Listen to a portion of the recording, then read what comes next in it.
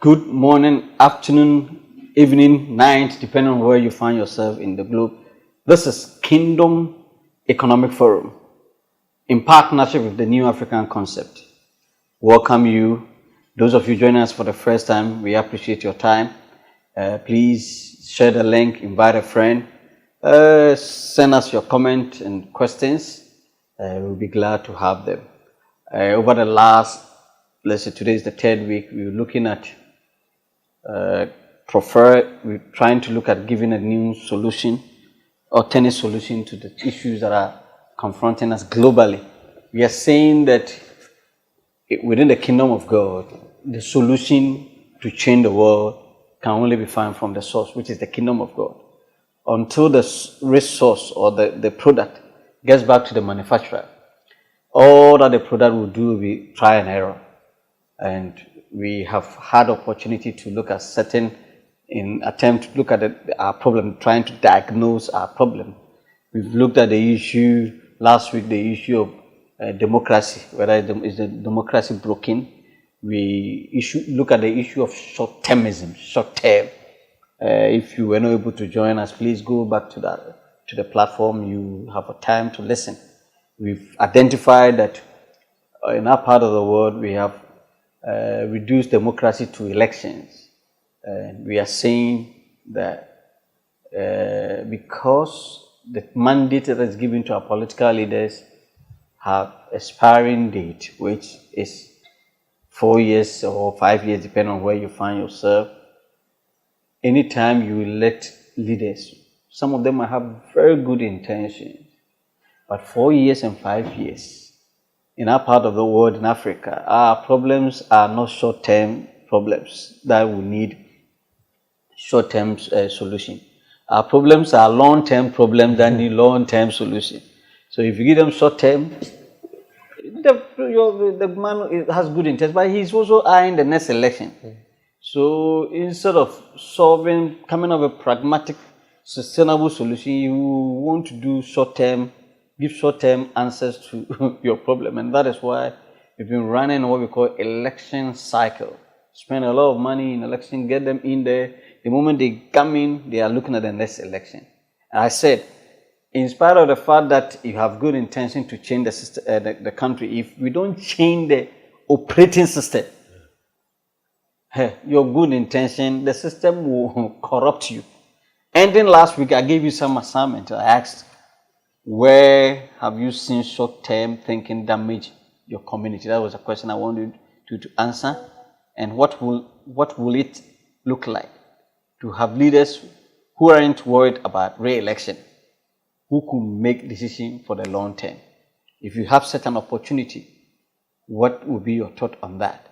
Today, with me, once again, I have told you that New African Concept, we are working together, and New African Concept is 5 years. And I want to find out from Doug what we are doing so many things. So Doug, maybe tell us what is happening in our celebration. Yes, so thank you very much, Nana.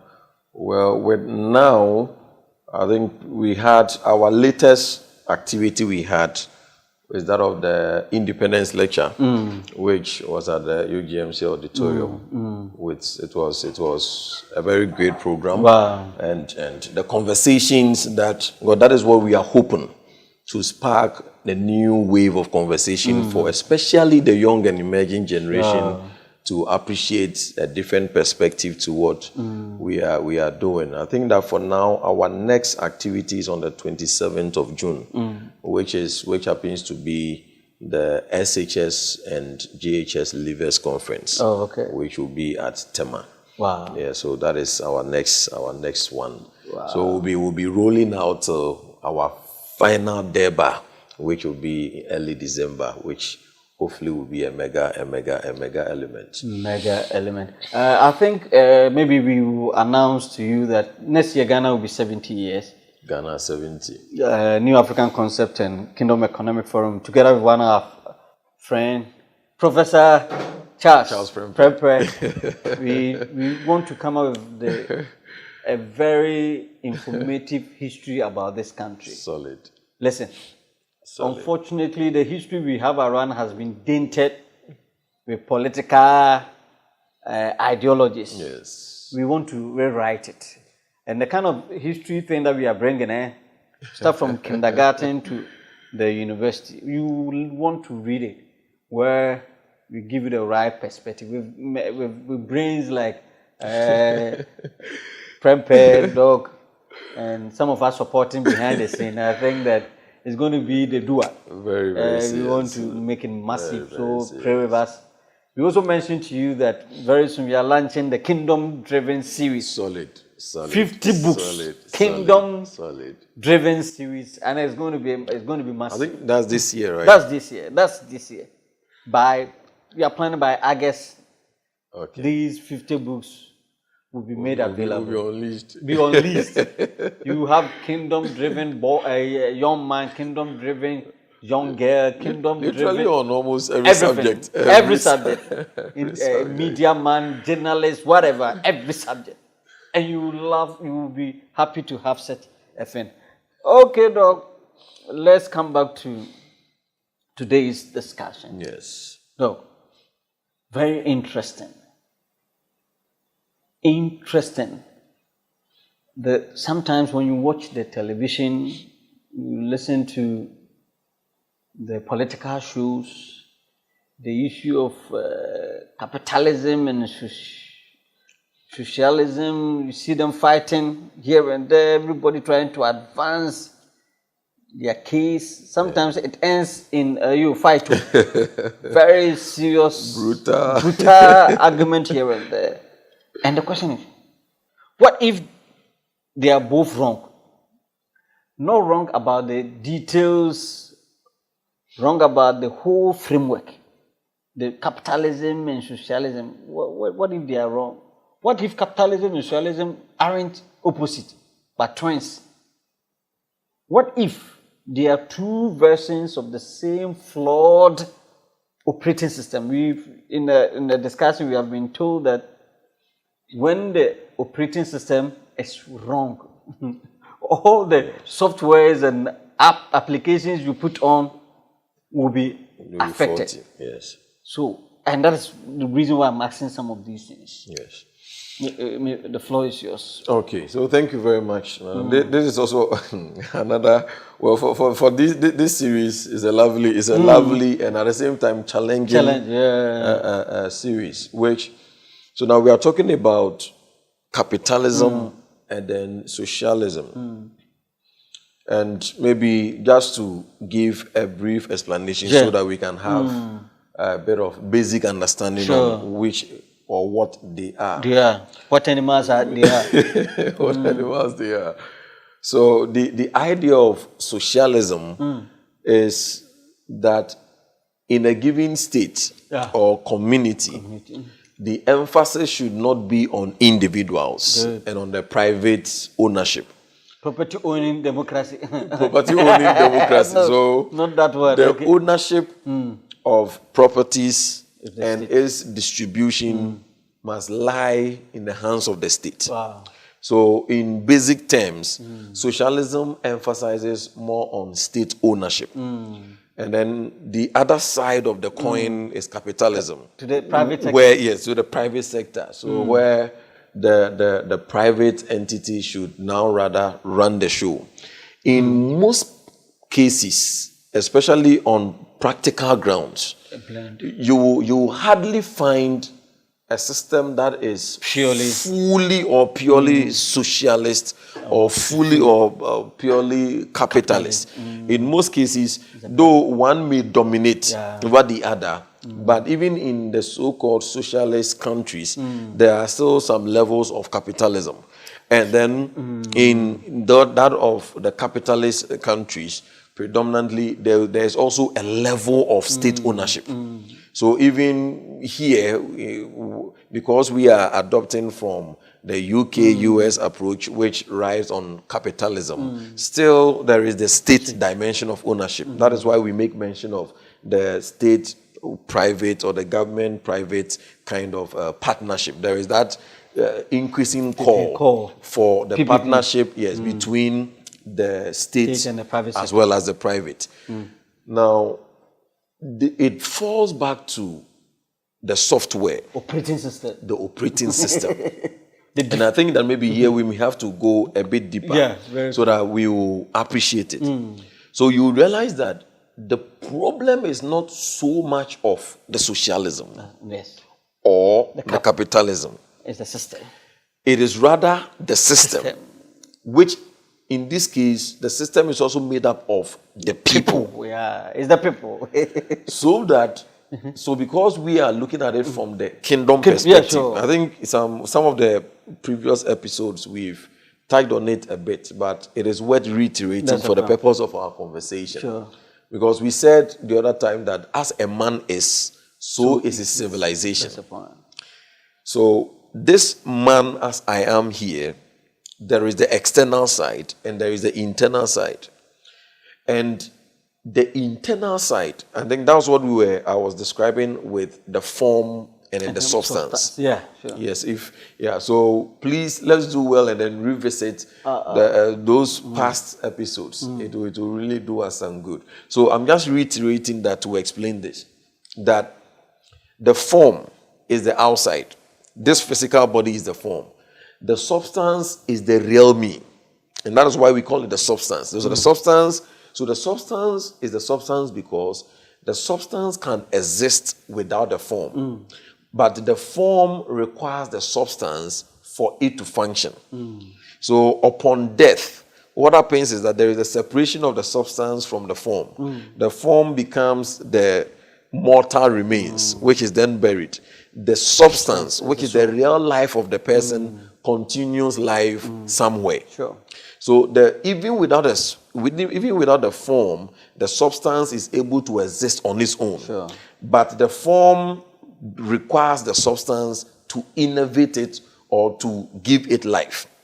It means that it is the substance that gives authorization or direction to the form. Yeah. Now let's come to the substance.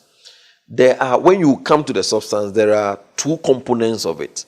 That is the heart and the mind. Okay. The heart is the seat of our desires. And every human being, that is where life starts or begins, with your desires or with your affections. And then every desire has its corresponding understanding or reasoning. So your desire connects with the mind, which is the understanding. Then it communicates to the container, which is the body or the form, to carry out the desires and reasoning of the soul. So when you see every human being, this is the Trinity. So there is a Trinity in man, what we normally call maybe body, soul, spirit. So there is the heart, which is normally the spirit, out of which your desires and affections stem, which then gives direction to your thinking. Then your mind communicates to your body. So we are here because our desire connected to our mind, and our mind has decided that we want to do this shoot up, and then we are here today. Based on that, now let's take it to the macro levels in terms of capitalism and then socialism. Both has weaknesses and its strengths. Sure. But the weaknesses, or the reason why now people are calling for, these two has failed us, so there is a need for us to bring another one on board, is the fact that, let's start with capitalism. When the desire has not been transformed of God, remember the basis of all this conversation in our first episode was that man, detached from his source, will grapple in the darkness, and will only be trying and error with all what he will be doing. So in capitalism, when a man is detached from God, then his heart becomes corrupt. So this corruption leads to greed and selfishness. Okay. So capitalism was touted as the end game. It is going to save the economies of the nations, of our wealth, because in capitalism it is a free market. Property owning. Yes, property owning. It is going to stimulate a lot of creativity, innovation. And now the results are there for us. And that is why now people are calling for better options than capitalism. But the main issue is we have what we have because when you drive capitalism outside of God, you are going to have it running on the wheels of greed and selfishness. And then now when greed and selfishness comes into the picture, we are going to produce inequalities where you have few people hijacking the resources. And then the masses will be written in pain and poverty. And that is the end result as we have. So many people are now challenging or critiquing capitalism because it seems not to produce what it chorused or what it initially the expectation or the promise that, oh, this one is going to be an open market, everyone will be able to, for the common good of the people. Now it is almost like for the good of the elite, the economic elites, and then the masses are written in pain because capitalism detached from God produces greed and selfishness. So the profit margins, the market prices, and then all those kind of things are going to be sponsored by a greedy and a selfish heart. On the other end, when you take socialism, the problem is still not the socialism per se, but the people or the architectures. The architects of the socialism, which in this case are the people themselves. At the government level. Yes, at the government level. Maybe that one is more dangerous. That is more dangerous. That is why many of us seem to have a bit of a soft spot for the towards capitalism.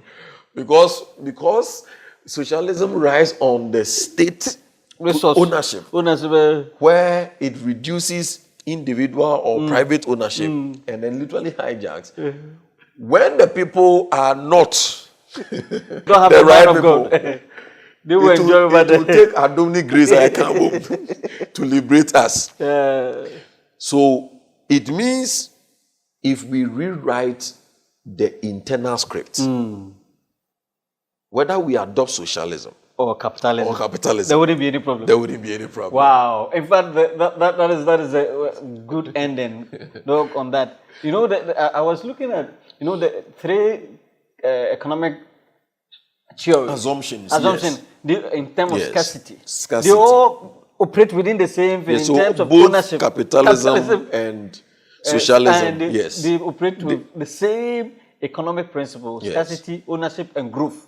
Yeah. So that is why we are saying that when the fundamentals are wrong, no amount of policy which is not targeting the fundamentals will change it. Because they all have the same.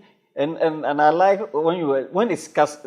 We are saying the resources are scarce, and for capitalism it's scarce, but we allow individuals to have it. Yes.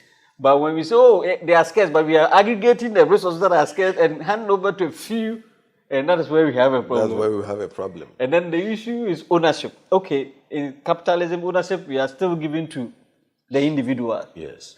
But it's, the ownership is, we are giving to the state. And the question, who is the state? Who is the state? Is the individual. It's still the individual. And we have not gotten so if you are listening to us, we're saying that it calls for a new operating system. Yeah. All that we are saying, whether it's capitalism or socialism, we've been told that in of itself, none of them, all things being equal, they are very good principles. Yes.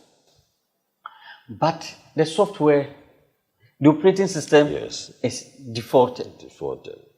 So therefore, there's a need. The foundations upon which they are mounted has issues, like these parameters we were making mention of. So when you take scarcity, so both hover around scarcity. And we'll have to, so in scarcity, the focus is on the fact that, or ought to be on the fact that, there are certain elements within our world that is scarce, or should I say limited. For instance, time. Sure. however you do, it will still be 24 hours. This is a limited resource. So we will have to redefine scarcity, not to what normally happens in economic discourses is that I feel there is a bit of an overstretched generalization that resources are scarce. And it has also produce a particular mindset. Wrong mindset. A very wrong mindset. That, oh, yes, so it leads to poverty mentality. So that a few people will then be smart and then they become maybe millionaires. Yes, and then the masses are written, oh, after all, the resources are scarce. The deeper question should be that, yes, we have limited, instead of using scarcity, we should be discussing limited and unlimited resources. Yeah, so time is a limited resource because you cannot add, you cannot create time. Whether you are rich or poor, green, black, you still have 24 hours in a day. So because it is a limited resource, you must maximize it. That's the point. It's not scarce resource. Yes, it is not scarce but limited. Land is a limited resource. That's the point. In Nkrumah's independence, we were about 5.3 million by way of population. Sure, on the same land. The same land size. And now we are over 30 million. Yeah, almost 35 million. Almost 35 million. Obviously, the same land size. By 50 years' time, our population would have been shorter, possibly even double. Let's say maybe 60 million, but the same land size. So it is not scarce, but it is a limited resource. And then we should separate that from unlimited resource. Good. And one of the unlimited resource happens to be the human resource. Yeah, the human resource. The mental prowess. Capacity of man. So we shouldn't tell the people or the students or the generation that your mind is not a limited resource. Actually, neuroscientists have posited that even that of the innovators, the likes of Isaac Newton, Einstein, and co, they say that they were unable to use even up to 10% of what God has of their brain capacities. Einstein. You say Einstein, Copernicus, and all those people did not utilize up to 10%. So it means that number 0.001. Negative. So we will have to challenge that there is a lot of creative juices, and this is an unlimited. So what God has done is that He has given us an unlimited capacity in the mind, so that we can constructively utilize the limited resources that we have. You mentioned in our first episode that in this series that when God gives you a seed, He's looking for. Demands a forest. Why is it God is looking for a forest? That He knows what He has made you. Exactly. The unlimited mind. Your mind. Don't let your grade, your teacher said you are a C student, whatever. Don't let that one limit you. No, you are not. Because the assessment was wrong. When the assessment is wrong, that's why we should not, as a Ghanaian, we should not sit down for them to use GDP to assess us. Because the assessment is wrong. So this is what we bring on board. The Kingdom Economic Forum, we're trying to let you know that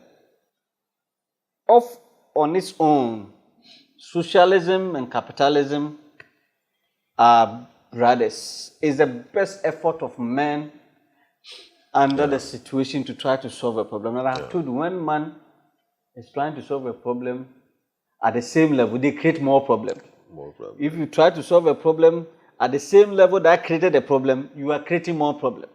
So it has made socialism, which was promising equality, solidarity, human dignity, before profit, has now turned upside down. Capitalism giving freedom to own properties has also been questioned.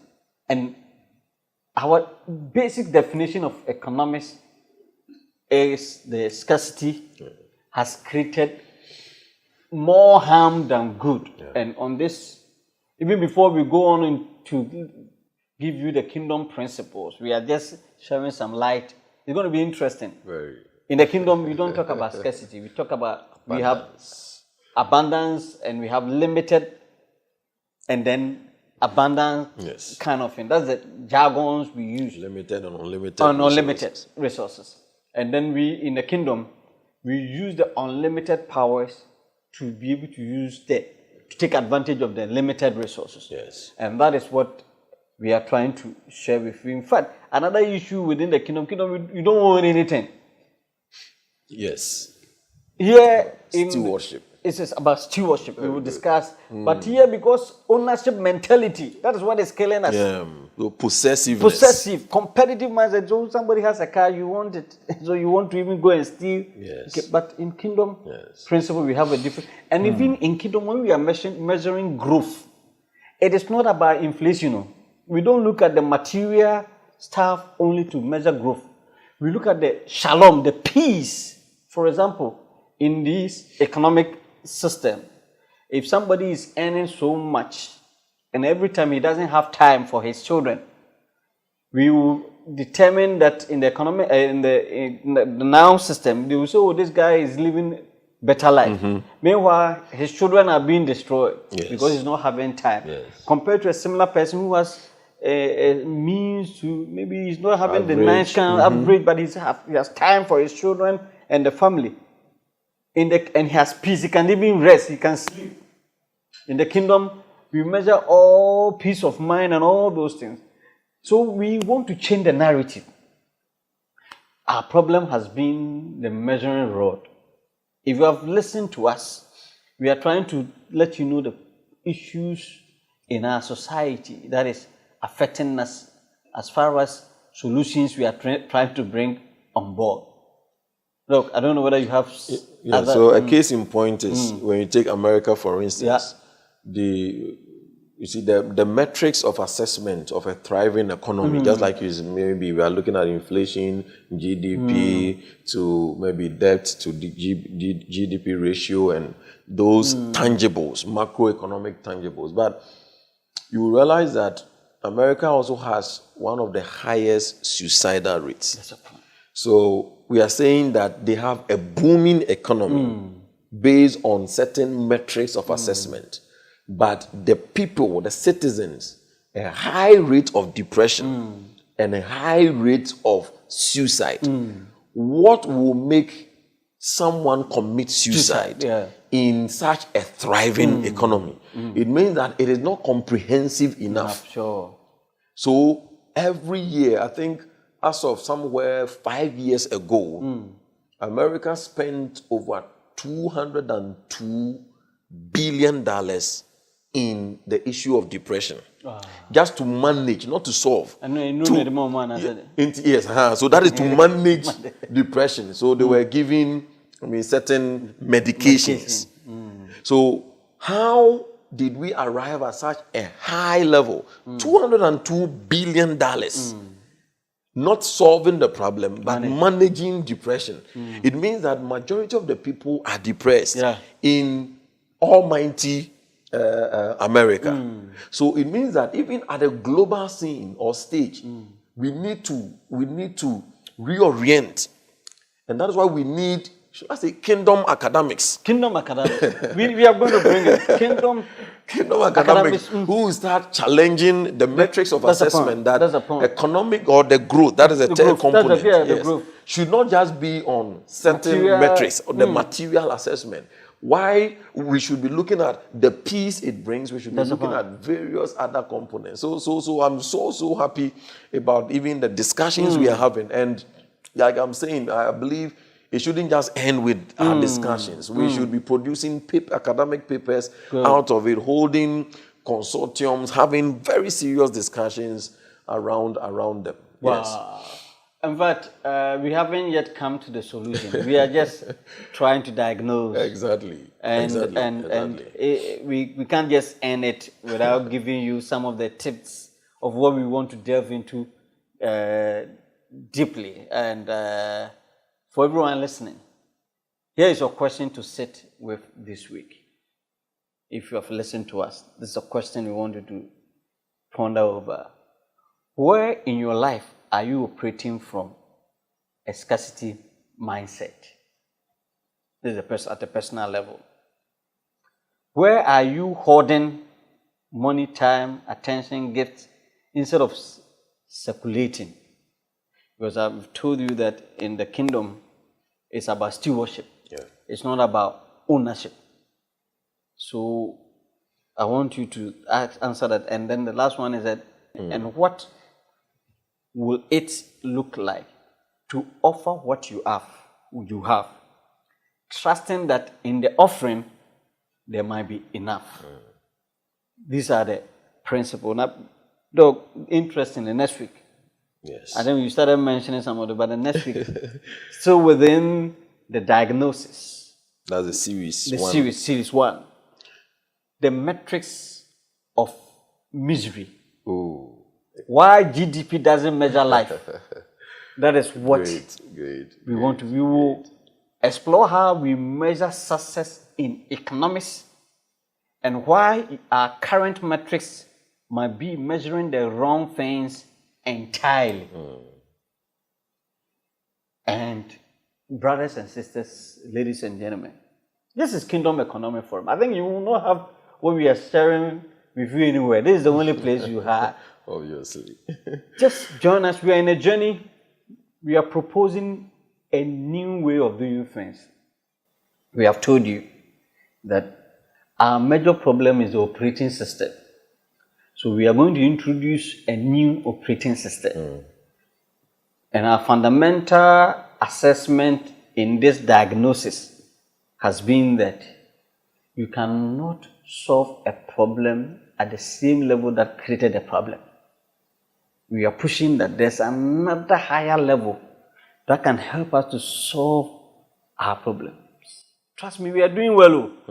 Yeah, we have experts, professors, specialists. All these are fantastic consultants, brilliant economists, which people, here and the politicians.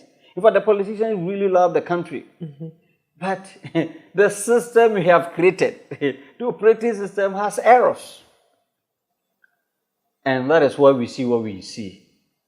But like Doug mentioned, reminded me that Bert Anson said, insanity is when you are using the same method but expecting different results. It will not work. No amount of prayer can change it. But the prayer aspect of what we are doing is what we are sharing with you, that we need to go for a system that Jesus, our Lord, has introduced. Seek ye first the kingdom. And that is what, this is not a religious stuff. What we are sharing with you is about a system that is operating, the heavenly system. That's what we are bringing on board for us to. We see a new tomorrow. At the individual level and at the corporate level, we see a new tomorrow. Until we come your way next week. This has been Kingdom Economic Forum with my brother, Dr. Joshua Ponsafo. God bless you. But we told you that wait, the 50 kingdom-driven series books that we will be launching. Oh, you will love it. You will love it. Pray with us that day. It's going to be a global launch, so pray with us. And we know that we're going to do it. And we have also mentioned that we come Ghana at 70. Ghana 70. Hey, things will happen. Pray with us. God bless you. Till we meet again. Bye-bye. Bye-bye.